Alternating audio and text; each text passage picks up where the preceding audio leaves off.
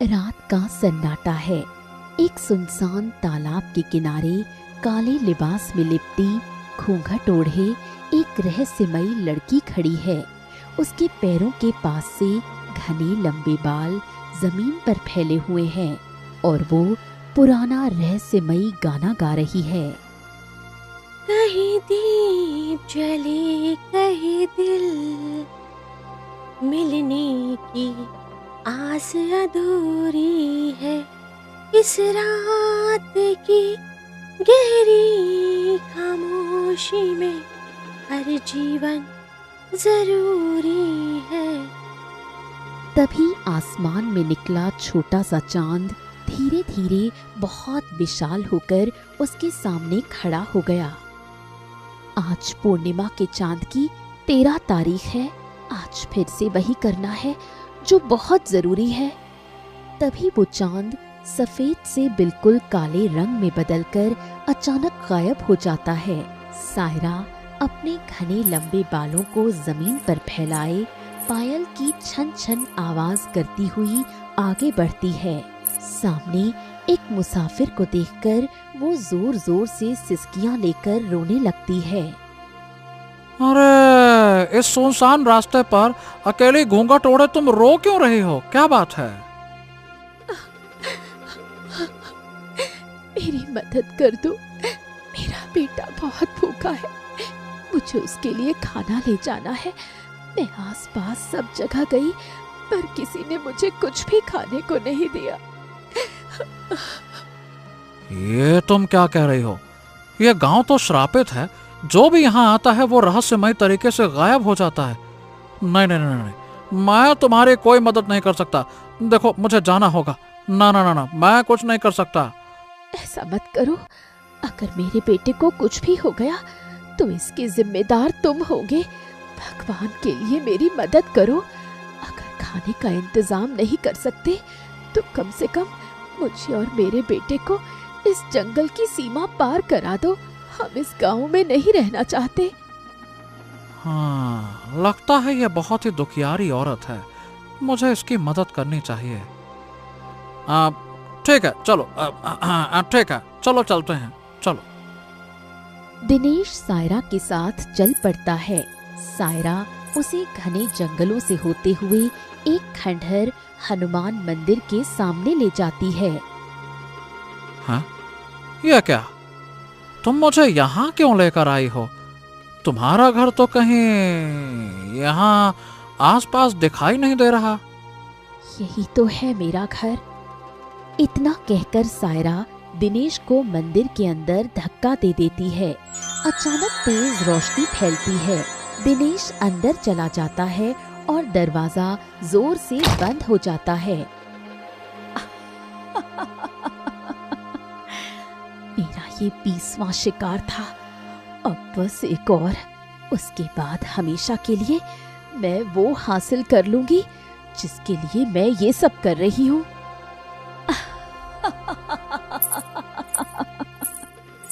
सायरा हंसते हुए चली जाती है। मंदिर के अंदर चारों तरफ अंधेरा छा जाता है और दिनेश घबरा जाता है। हाँ, हाँ, हाँ, ये मैं कौन सी जगह आ गया हूँ? आखिर ये क्या है? दिनेश डरते डरते आगे जाता है। तभी एक कमरे में ढेर सारा खजाना और पास में ही इंसानों की बहुत सारी अजीबोगरीब पत्थर की मूर्तियां दिखती हैं। हाँ, यह कैसा दृश्य है? इस खंडहर जैसे मंदिर में इतना सारा खजाना और ये पत्थर की मूर्तियां। कोई बैठा है, कोई झुका है, तो कोई खड़ा है। ये सब क्या है? चलो, पहले इस मूर्तियों को देखता हूँ। दिनेश जैसे ही एक मूर्ति को छूता है उसे एक तेज झटका लगता है। हाँ, हाँ, हाँ, हाँ, ये झटका कैसा? ऐसा लग रहा है जैसे इस मूर्ति में कोई गहरा रहस्य है। हाँ, मुझे बड़ी घबराहट हो रही है। आज मेरी मति मारी गई थी जो मैं इस रास्ते से आ रहा था। उस औरत ने मुझे फंसा दिया। हे भगवान, हे भगवान, हे भगवान। पर छोड़ो, कोई बात नहीं। कम से कम ये खजाना ही तो ले लेता हूँ। कमाने ही तो जा रहा था, ये खजाना मिल गया। हाँ। दिनेश जैसे ही खजाने को छूता है, एक तेज रोशनी फैलती है और वो खुद भी पत्थर की मूर्ति में बदल जाता है। अरे भाई, तुम्हें पता चला? अरे हमारा व्यापारी दिनेश जो था ना, कहीं दिखाई नहीं दे रहा। मुखिया जी, लगातार हमारे गांव से कई लोग गायब हो चुके हैं। अगर ऐसा ही चलता रहा तो गांव में एक भी इंसान नहीं बचेगा। मैं भी इस बात से बहुत परेशान हूँ। आखिर समझ नहीं आता कि कौन है जो इतने रहस्यमय तरीके से हमारे गांव वालों को गायब करता जा रहा है। वहीं पास से लकड़ी लेकर गुजर रहा अंश ये सारी बातें सुन लेता है। हाँ, ये सच है कि मेरा दोस्त भी कई दिन पहले गांव से बाहर गया था और आज तक लौट कर नहीं आया, और आज फिर ये दिनेश गायब हो गया। मुझे इस सच का पता करना ही होगा। अंश परेशान होकर घर पहुंचता है और लकड़ियों का गट्ठर रख देता है। उसे देखकर उसकी माँ कावेरी कहती है, अरे बेटा, तू बहुत परेशान लग रहा है। एक काम कर, तू अपनी बहन के यहाँ जाकर ये पोटली दे आ। तेरी बहन कह रही थी कि तू बहुत दिनों से उससे मिलने नहीं आया। माँ, लेकिन अभी जाना जरूरी है क्या? मैं बाद में भी तो दीदी के घर जा सकता हूँ ना। अरे बेटा, तुम्हें ये क्या हो गया है? तुम इतने खोए खोए से क्यों दिखाई दे रहे हो? तुम तो जानते ही हो कि हमारे गांव से बहुत सारे आदमी गायब हो रहे हैं। इसी डर से तुम्हारे जीजा जी तुम्हारी दीदी को यहाँ आने नहीं देते, और मैंने कई महीनों से अपनी बेटी को देखा भी नहीं है। तू चला जा, कम से कम वो खुश हो जाएगी। यही मौका है। मुझे रहस्य का पता लगाने गांव से बाहर जाना ही था। दीदी के बहाने आराम से निकल जाऊंगा। अगर मैंने माँ को सच बता दिया कि मैं उस लापता होने वाले रहस्य का पता करने जा रहा हूं, तो माँ तो फिर मुझे कभी जाने नहीं देगी। क्या हुआ बेटा, क्या सोच रहे हो तुम? हाँ, ठीक है माँ, ठीक है। अरे तुम जो कहोगी मैं वो करने के लिए तैयार हूँ। ठीक है माँ, मैं आज ही दीदी के यहाँ जाता हूँ। अंश माँ से पोटली लेता है और घर से निकलकर घने जंगलों की तरफ जाने लगता है। रास्ते में वो पोटली खोलकर एक पेड़ के सामने थोड़े से चावल के दाने गिरा देता है। चलो, ये चावल के दाने सभी जंगली जानवर खा लेंगे। हाँ, अब बस मुझे आगे जाकर उस रहस्य का पता करना होगा। अंश आगे बढ़ता है कि तभी रास्ते में एक ज्ञानी साधु बाबा आ जाते हैं। अंश उन्हें देखकर हाथ जोड़ता है। प्रणाम साधु महाराज। साधु महाराज, मुझे उस रहस्य का पता करना है कि आखिर हमारे गांव के लोग रहस्यमयी तरीके से गायब कहाँ हो रहे हैं। कौन गायब कर रहा है उनको? पुत्र, अगर तुम्हें इसका रहस्य पता करना है तो तुम्हें पहले उस मंदिर के अतीत को जानना होगा, जिस मंदिर की वजह से सभी गांव वाले इस तरह से गायब हो रहे हैं। ओह, ठीक है, मुझे इसका अतीत जानना है। ठीक है, समझ गया। तो बताइए साधु महाराज, मुझे इसके लिए करना क्या होगा? तुम हमारे साथ चलो। मैं तुम्हें ये सब कुछ यहाँ जंगल के रास्ते में नहीं बता सकता। आओ। साधु बाबा अंश को लेकर वहाँ से निकल पड़ते हैं और घने जंगलों से होते हुए एक सुनसान तालाब के किनारे ले जाते हैं, जहाँ पायल के कई सारे घुंघरू गिरे होते हैं।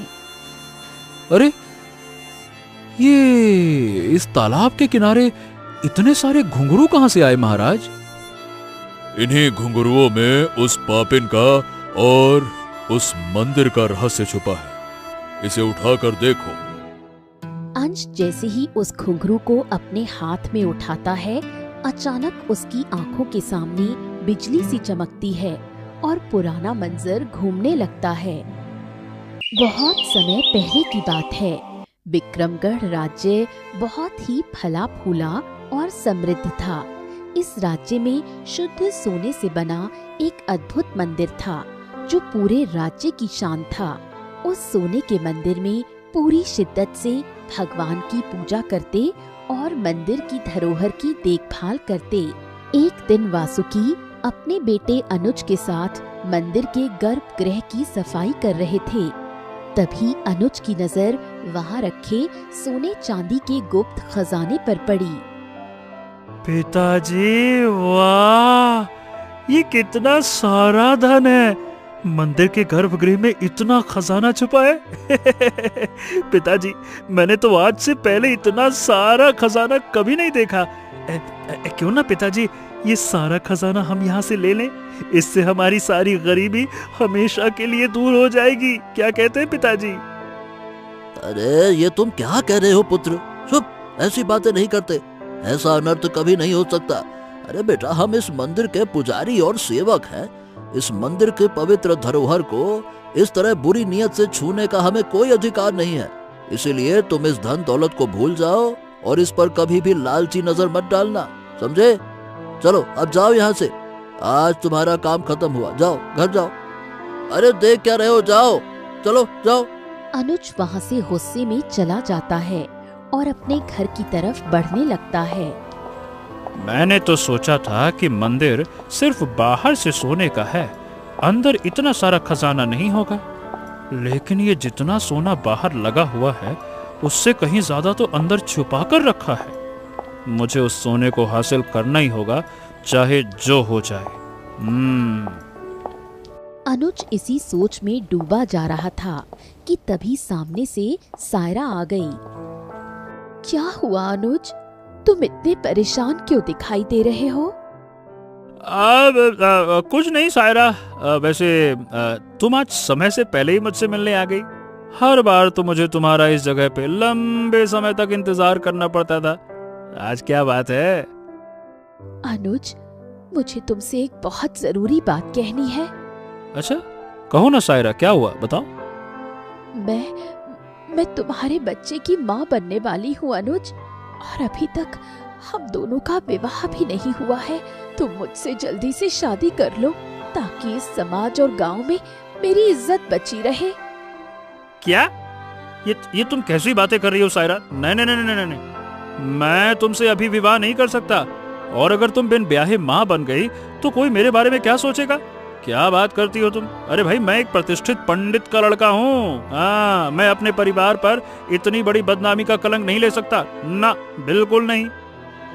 देखो अनुज, मैंने तुम्हें ये पहले ही बताया था। अब अगर तुम मुझे अपनी पत्नी के रूप में नहीं अपनाओगे तो मैं कहाँ जाऊंगी, किसके भरोसे जीऊंगी? भगवान के लिए मेरे साथ ऐसा मत करो। देखो, मैंने जो कह दिया बिल्कुल पत्थर की लकीर समझो उसको। चलो अब तुम यहाँ से जा सकती हो, मुझे और परेशान मत करो। और भी बहुत सारे काम है, चलो जाओ यहाँ से। चले आते हैं मेरे गले पे लटकने। सायरा वहाँ से रोती हुई चली जाती है। अनुज उसे जाते हुए देखता है। वैसे मैं सायरा से प्रेम तो बहुत करता हूँ। चलो एक बार घर जाकर पिताजी से बात करके देखता हूँ। अगर पिताजी इस रिश्ते के लिए हाँ कर देंगे तो मैं सायरा को सम्मान से अपना लूंगा, फिर क्या दिक्कत है। अनुज घर चला जाता है। थोड़ी देर में जब पंडित वासुकी मंदिर से लौटते हैं तो बेटे को उदास पाकर उसके पास आकर खड़े हो जाते हैं। ओम हरिओम हरिओम हरिओम। अरे बेटा, क्या बात है अनुज? आज तुम बहुत ही परेशान और गंभीर दिख रहे हो। सब कुशल तो है बेटा? मंगल है? पिताजी, बात मैं एक कहना चाहता हूँ कि मैं सायरा नाम की लड़की से बहुत प्रेम करता हूँ। वो मेरे होने वाले बच्चे की माँ बनने वाली है। क्या मैं उससे विवाह करके उसे घर में ला सकता हूँ? क्या इससे समाज में आपकी प्रतिष्ठा को कोई ठेस तो नहीं पहुँचेगी ना? अरे ये तुम कैसी नीच बातें कर रहे हो बेटा? ऐसा है कि पूरे गांव में पंडित होने की वजह से मेरी बड़ी इज्जत है। आसपास के सभी गांव वाले सुबह मेरे दर्शन के लिए आते हैं और मुझे भगवान की तरह पूजते हैं। और तुम ऐसी घिनौनी और गलत हरकत करोगे? लोग क्या कहेंगे सोचा है कि पंडित होकर मैं अपने बेटे को ही अच्छे संस्कार नहीं सिखा पाया तो दुनिया को क्या सीख दूंगा? नहीं नहीं नहीं नहीं, तुम उस लड़की को भूल जाओ। उसको कभी अपनी पत्नी के रूप में इस घर में नहीं ला सकते हो। बात खत्म। ठीक है पिताजी, जैसा आप ठीक समझे। अगर आप उसे नहीं अपनाएंगे तो फिर मैं अब कुछ नहीं कहूंगा। ठीक है। अनुज चुपचाप वहाँ से हट जाता है। वासुकी उसे देखकर राहत की सांस लेते हैं। बस मेरा बेटा किसी तरह से मेरी मर्यादा के अनुसार चले तो फिर मैं इसे भी इस पावन मंदिर का मुख्य पुजारी बना दूंगा। फिर मेरे बेटे की जिंदगी भी इज्जत से कटेगी जिस तरह मेरी कट रही है।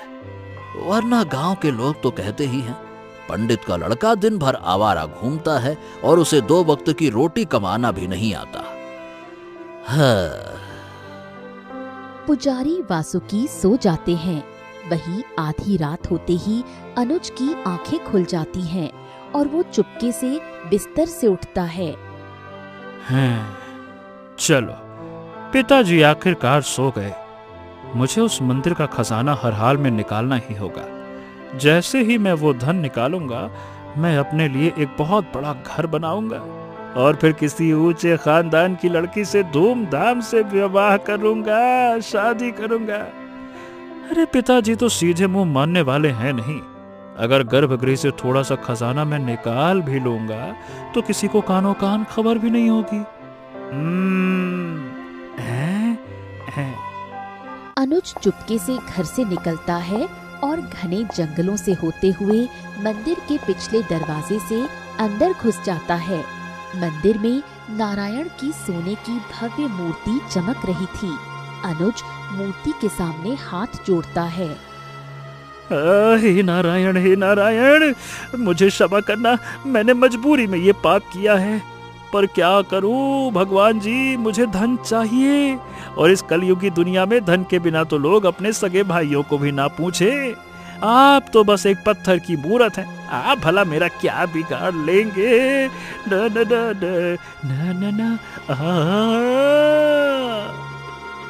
अनुज इतना कहकर आगे बढ़ता है और गर्भगृह में जैसे ही सोने की मुद्राएं उठाने के लिए नीचे झुकता है, तभी अचानक गर्भगृह में एक भयानक और तेज आसमानी रोशनी फैलती है। अनुज का शरीर उसी झुकी हुई अवस्था में तड़पते हुए पूरी तरह पत्थर की मूर्ति में बदल जाता है। इसके साथ ही हवा में एक भारी रहस्यमयी और दैवीय आवाज गूंजती है। मूर्ख इंसान, तूने इस अत्यंत पवित्र स्थान पर चोरी करने का दुस्साहस किया। अब तेरे इस महापाप की कीमत इस मंदिर के साथ साथ पूरे गांव को भुगतनी होगी। तभी अचानक एक और तेज रोशनी कड़कती है और वो पूरा सोने का दिव्य मंदिर पल भर में एक काले, डरावने और खंडहर मंदिर के रूप में बदल जाता है। सुबह का सूरज निकलने से पहले ही पंडित वासुकी की आंख खुलती है और वो स्नान करके तैयार हो जाते हैं। ओम हरि नारायण, ओम नमो नारायण, नमो नारायण। चलो, सूर्योदय से पहले मुझे मंदिर पहुंचना होगा ताकि गर्भगृह की अच्छे से साफ सफाई कर सकूं। आज तो शिवरात्रि का पावन पर्व है। मंदिर में भक्तों की भारी भीड़ उमड़ेगी। मुझे आज बहुत जल्दी कपाट खोलने होंगे। ओम हरि नारायण, नमो नमः, नमो नमः। पंडित वासुकी घर से निकलकर घने जंगलों के रास्ते से जाने लगते हैं। जैसे ही वो मंदिर के नजदीक पहुंचते हैं, उन्हें अंदर से अजीबोगरीब रोने और चीखने की भयानक आवाजें सुनाई देने लगती हैं।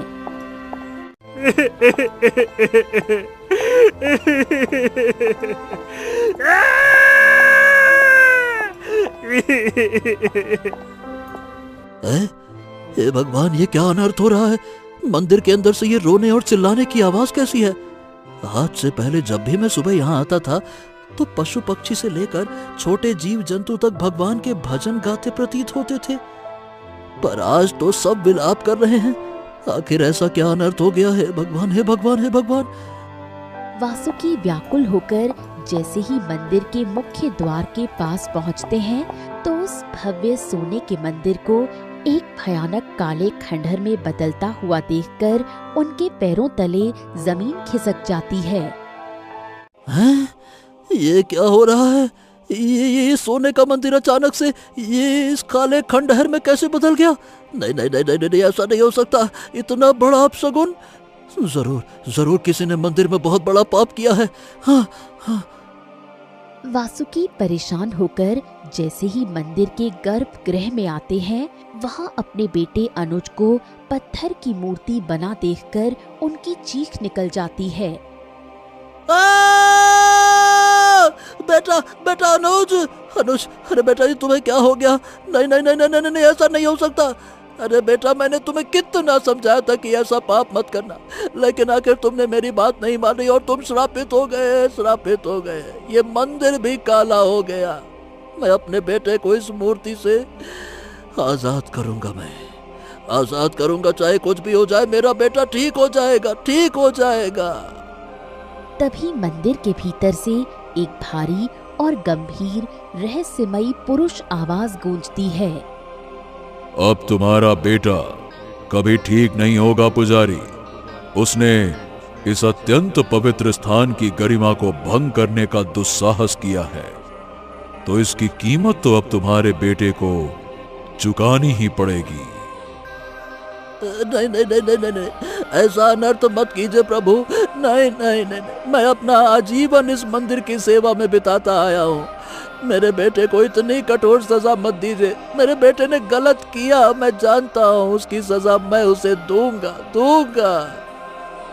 बिल्कुल नहीं।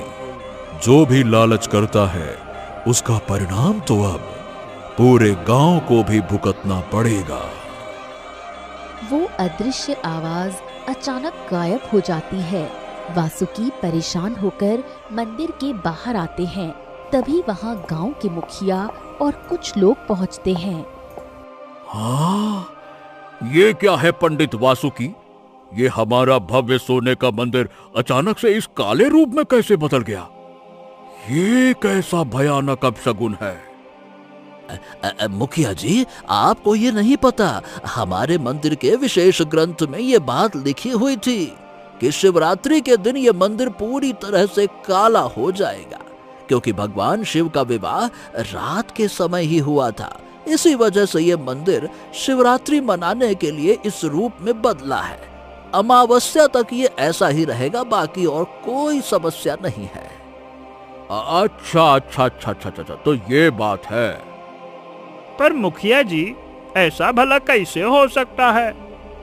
अरे जो मैं कह रहा हूँ वो परम सत्य है ना। पंडित की बात झूठी होती है क्या? नहीं तो मेरी बात पर यकीन करिए, कुछ ही दिनों में यह मंदिर खुद ब खुद फिर से अपने आप सोने के रंग की चमक में वापस आ जाएगा।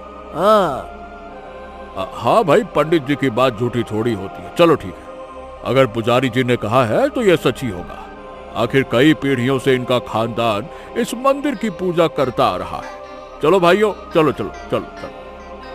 सभी गांव वाले वहां से चले जाते हैं। नहीं नहीं नहीं नहीं, मुझे अपने बेटे को किसी भी तरह से यहाँ से सुरक्षित बाहर निकालना ही होगा। वासुकी घने जंगलों से होते हुए एक मायावी जादूगर की झोपड़ी में पहुंच जाते हैं। आओ आओ आओ आओ पंडित जी, आओ, बताओ आज इस तरफ कैसे आना हुआ? पुजारी वासुकी जादूगर को मंदिर की सारी बात विस्तार से बताते हैं। ये तो बहुत ही बुरा हुआ पंडित जी। उस मंदिर की दैवीय शक्ति बहुत ही शक्तिशाली है। तुम्हारे बेटे को उस पत्थर की मूर्त से वापस लाने के लिए एक बहुत बड़ा षड्यंत्र रचना होगा। मंदिर को कीमत देना होगा। बताओ, क्या तुम इसके लिए तैयार हो? वो मेरा एक लौता बेटा है, उसे बचाने के लिए मैं कुछ भी करने को तैयार हूँ। तुम जो कहोगे मैं वो करूँगा, बताओ। तो ठीक है, मुझे एक ऐसी लड़की की आवश्यकता है जो चांद की शक्ति के साथ इंसानों को बहला फुसलाकर उस मंदिर में डाल सके। जैसे अभी तुम्हारा बेटा पत्थर की मूर्त बना है ना, वैसे ही अगर 22 लोगों का जीवन उस मंदिर को दान दिया जाए, तभी तुम्हारा बेटा आजाद हो पाएगा। ठीक है, अगर मेरे बेटे के लिए इतने लोगों को देना पड़ेगा तो मैं वो भी देने के लिए तैयार हूँ। ठीक है, पर हाँ, वैसी मायावी लड़की हमें मिलेगी कहाँ? मुझे पता है वो लड़की कौन है, तुम बस मेरे साथ चलो। चलो आओ। पंडित वासुकी और जादूगर जंगल के रास्ते से होते हुए सायरा की झोपड़ी पर पहुंचते हैं। कदमों की आहट सुनकर सायरा बाहर आती है। ये क्या, आप लोग यहाँ इस वक्त? सायरा, देखो मैं अच्छी तरह से जानता हूँ कि तुम मेरे बेटे अनुज के बच्चे की माँ बनने वाली हो बेटा। देखो, अब तुम्हें मेरे बेटे को आजाद कराना होगा, जो मंदिर की शक्ति के कारण वहाँ एक पत्थर की मूर्त बन गया है। नहीं, मैं ऐसा पाप कभी नहीं करूंगी। वो मंदिर बहुत पवित्र है। अगर अनुज ने कुछ गलत किया है तभी भगवान ने उसे दंड दिया है। मैं किसी बेगुनाह के साथ छल नहीं करूंगी। ऐसे कैसे नहीं करोगी? तुम्हें हमारी बात माननी ही पड़ेगी। ओम ह्रीं क्लीं। जादूगर अचानक जोर जोर से मंत्र पढ़ने लगा, जिससे सायरा के शरीर में कुछ अद्भुत और डरावनी शक्तियां सामने आने लगीं।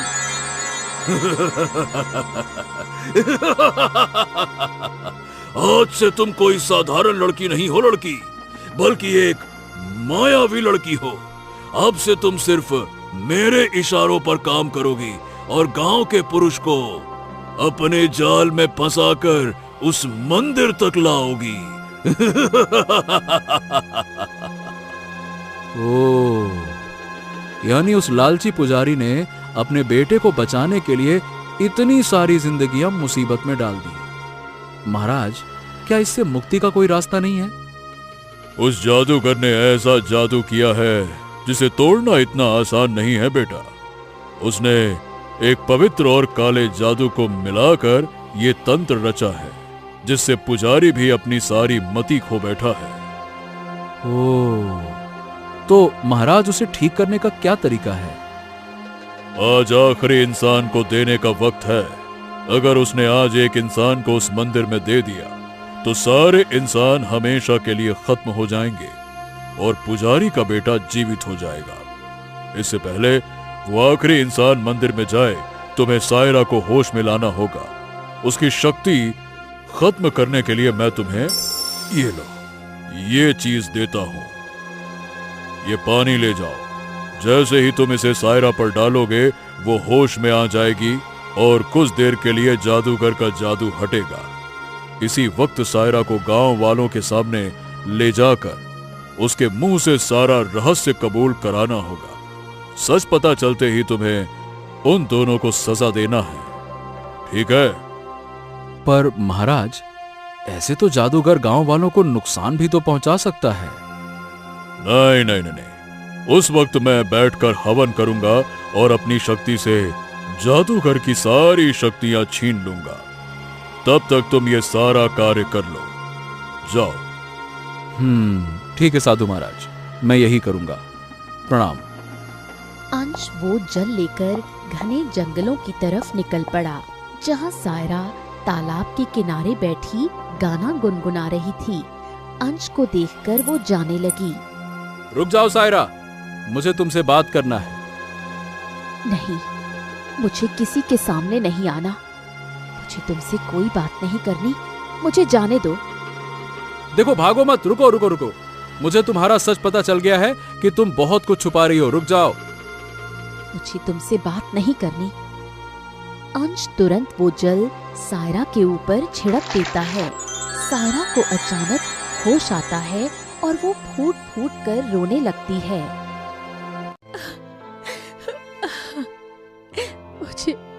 मुझे मेरे बेटे को ला दो। मुझे मेरे बेटे से मिलना है।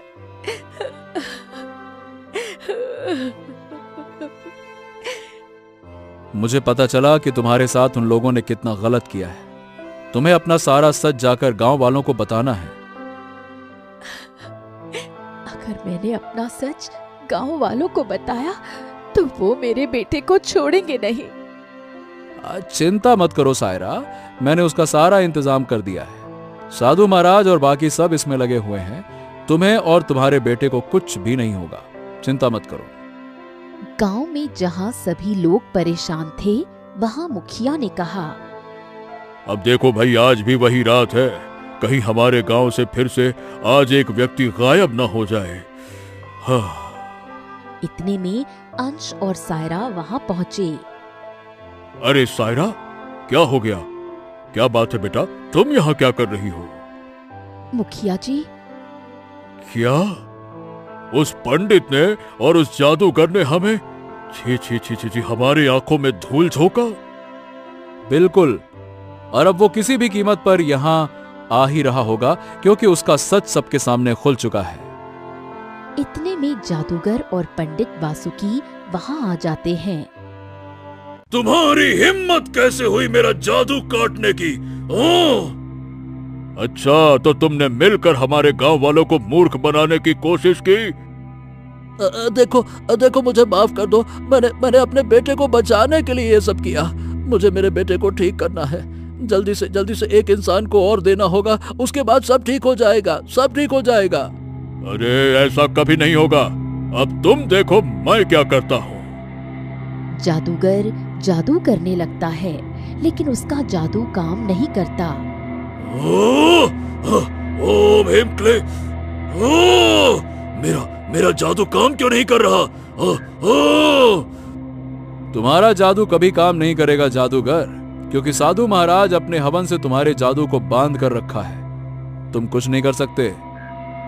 हाँ, अब इस पुजारी और इसके बेटे को सभी को यहाँ से निकाल दो।